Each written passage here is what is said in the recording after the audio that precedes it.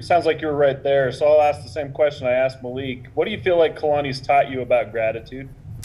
I'm gonna remember what he said. I didn't think about a lot of those things about our fans, honestly. So let me just say I'm grateful for our fans, honestly. But Kalani mentioning how devoted these fans are to us. I mean, don't even really know us, who we are individually, but the fact that we're here representing BYU is something they love, and the fact that they're investing in our lives now and supporting us, man, it's a blessing, honestly. So it's just to realize how those fans on the East Coast that came to that game are the same ones staying up late at night when most people are sleeping and up yelling, screaming at the TV, good or bad, just invested in us. It's amazing. So it's one of the things I'm very grateful for being here at BYU. The other question I had for you is more, on field as far as those deep balls. I know you guys talked about not wanting the long foul balls. You want to give your guys a chance to make plays. How hard is it though when you're watching on film and you see a guy? I think Keanu Hill had some steps and the ball came in a little short and he wasn't able to maybe get that touchdown. When you're watching that, what do you say to yourself about those types of moments? Yeah, get the ball out sooner, just see it faster. I mean, that's all you can do. So a completion is a completion, and you can live with the what ifs and what would, but you throw a completion for 40, 50 yards, be happy with it, and go score again. We have questions now from Alex and then Jay Drew. Good afternoon, Jaren. I'm curious if you have any specific Thanksgiving plans outside of the practice that you guys have in the morning. Yeah, I'm gonna have Thanksgiving with my in-laws. I'm at their home. Just go eat some good food and try not to get too plump so we can be fast on Saturday. So that's about it. We'll practice in the morning and then spend time with our families the rest of the day. Cool, that sounds nice. In terms of on the field, I'm not sure how familiar you were with Jackson Dart when he played for Corner Canyon and also for Roy before, but it's possible that you guys are going to have like a quarterback battle on Saturday. What do you kind of know and about Jackson, and what have you seen from him, and how are you kind of anticipating that offensive battle on Saturday? I don't know anything about their offense, to be honest. I've watched Jackson personally a little bit just because I know him. This year and the times he's been able to play, and the dude throws the heck out of the ball. I was able to watch him at Corner Canyon and work out with him, in California with John Beck this year. So I know Jackson, and I wish the best for him this week. But for me, I don't know anything about their offense. That's not for me to be concerned about or worried about. It's our job to be ready for their defense and just go score points. Go ahead, Jay.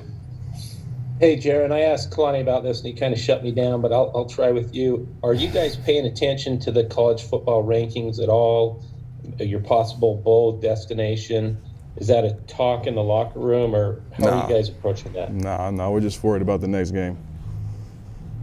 And then I wanted to ask you about the surface at the Coliseum. You see it on TV, it looks like a putting green. Is there any difference for a player, surface to surface, playing on? Do you have to wear different shoes? Or is that a concern at all? No, I mean, it's football. You do it a lot, with college football. A lot of fields of turf, a lot of grass, you just kind of mix it up. So I think that's probably a better question for guys like receivers and DBs to answer, because they're the ones kind of breaking and cutting.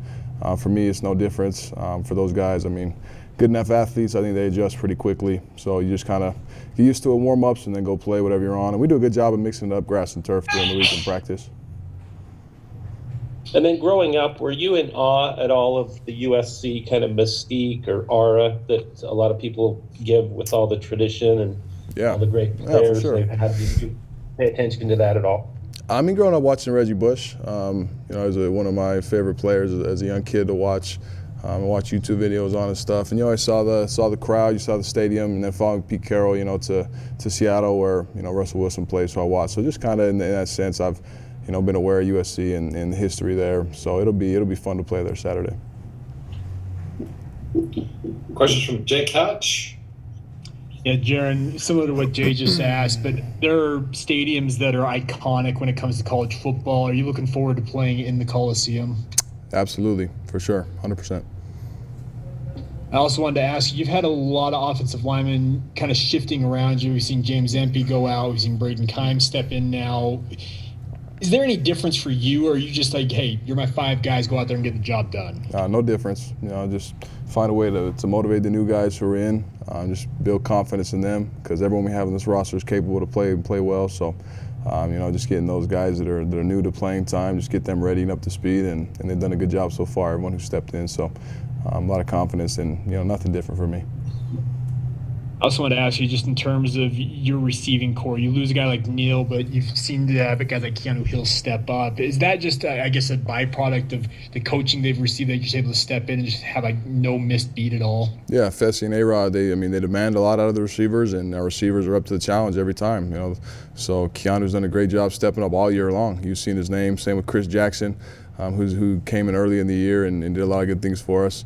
So whenever guys go down, there's always another who's next up, and that's kind of something we preach. I think every football team does the same, because you never know what happens. Excellent. I think that's all the questions we have for today. Cool. Thank you. Jaren, thanks for joining us. Yep.